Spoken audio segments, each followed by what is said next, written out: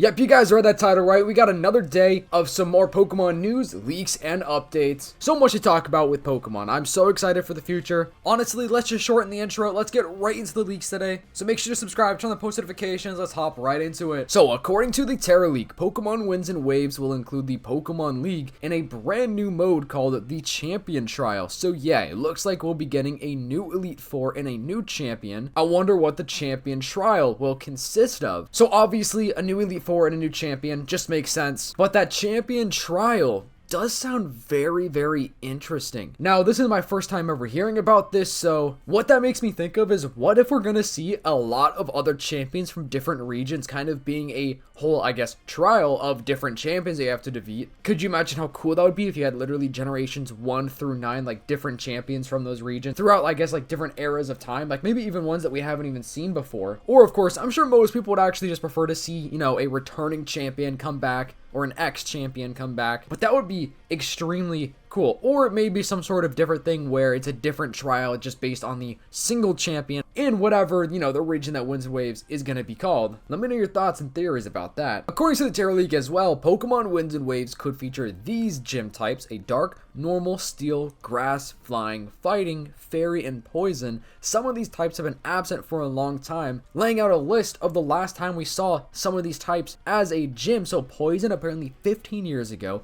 The steel type, Pokemon Platinum 18 years ago. Flying type, Skyla was Black and White 2 15 years ago. Fairy type back in Sword and Shield 7 years ago. Dark type 7 years ago. And apparently we've only had one dark type gym ever. Reading these things out loud really puts it into perspective and really just makes me think about how fast time is flying. I think a steel type would be awesome because that is the oldest one on this list. And it's just crazy because why haven't these been in some of the games recently? But I guess it makes sense since they do, you know, want to switch things around every now and then. But what is interesting about this is I have heard other leaks slash big rumors, I guess, about the gyms. Apparently they were thinking maybe about having all 18 types as 18 different gyms in this game. I'm honestly not sure about that now. I don't know if they're gonna do that anymore. I don't know if they're still just gonna kind of switch back to the typical 8 gyms, or maybe have it be like 9 gyms and like after, you know, you beat the champion and stuff, maybe you have access to the other 9 types or something like that. But I actually do think an 18 gym game would be crazy, but they would definitely have to do it in a way where they kind of divide it or split it just so it doesn't become too repetitive, because that is a lot. That would be very grindy. Specifically, that probably would be better for the MMO game that has been leaked, the Pokemon MMO with all of the Japanese regions. I just feel like that would be the type of game to do gyms based on every single type out there. And now we do have some information about the ending of Pokemon Winds and Waves, and don't worry, this is not like a story spoiler. It's very like surface level and like about what's gonna happen at the end of the game basically. So according to the Terra League, which is subject to change, the game will feature multiple endings depending on your choices throughout the story, which we have been talking about a little bit recently. Apparently that specific Pokemon is going to change based on like the decisions you make throughout the game.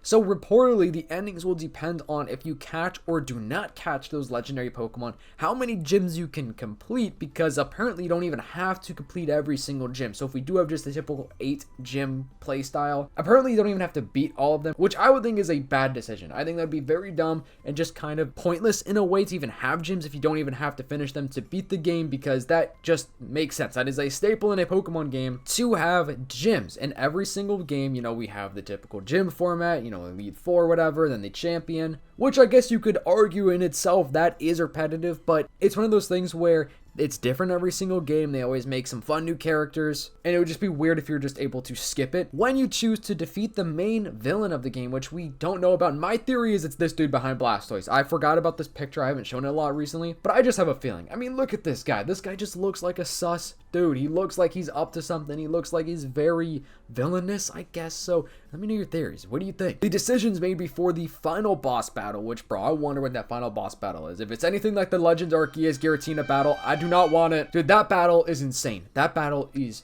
insane. Unless, of course, you have like level 100 Pokemon, then it's definitely a little bit easier. But still, even with that, it's a crazy battle. If you know, you know. The boss fight itself is set to change depending on your actions and the point in the story where you decide to challenge the villain. The true ending can supposedly only be achieved by completing everything in the game. Interestingly, it's also rumored that an ending can be triggered very early once you unlock the sea travel, although reaching that point will reportedly be very difficult. I definitely think a true ending kind of thing, if you complete everything in the game, is cool, because sometimes, you know, you beat a game and then you still have other things to do and you do it and then it's like, okay, what now? So if we were to actually get another alternate kind of true ending after doing everything, I think that would be worth trying to finish as much as you possibly could, or I guess everything, right? And I just wonder what that would be. There's just something special about Generation 10 Winds and Waves that makes me feel like it's gonna be a good, I guess you could say, like that Pokemon magic type of region, and I really hope so, because we need it, bro. We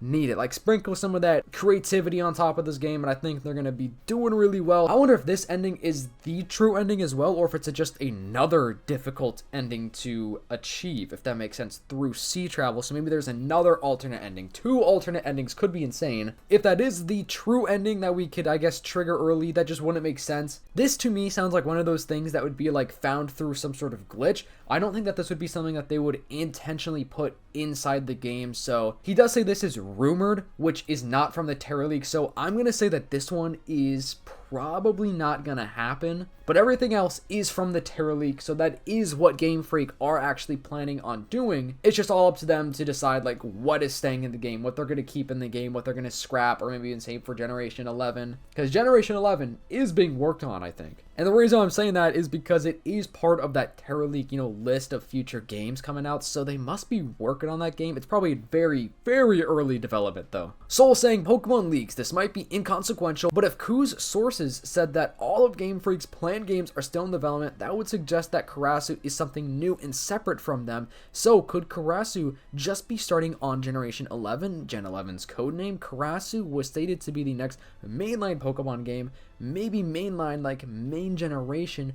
Personally, I don't think so, but it's still gotta be regarded as a possibility when we consider the info we have, how we got it, and how things happen in the Game Freak development. Ironically, he said what I literally just said, and I have not even read that last sentence, so that's just kind of funny, but I think Karasu could be a different game. We made a whole video breaking down, like, what if Karasu is Legends Galar, but it's just a different codename, like it's a new version of Legends Galar. It still could be.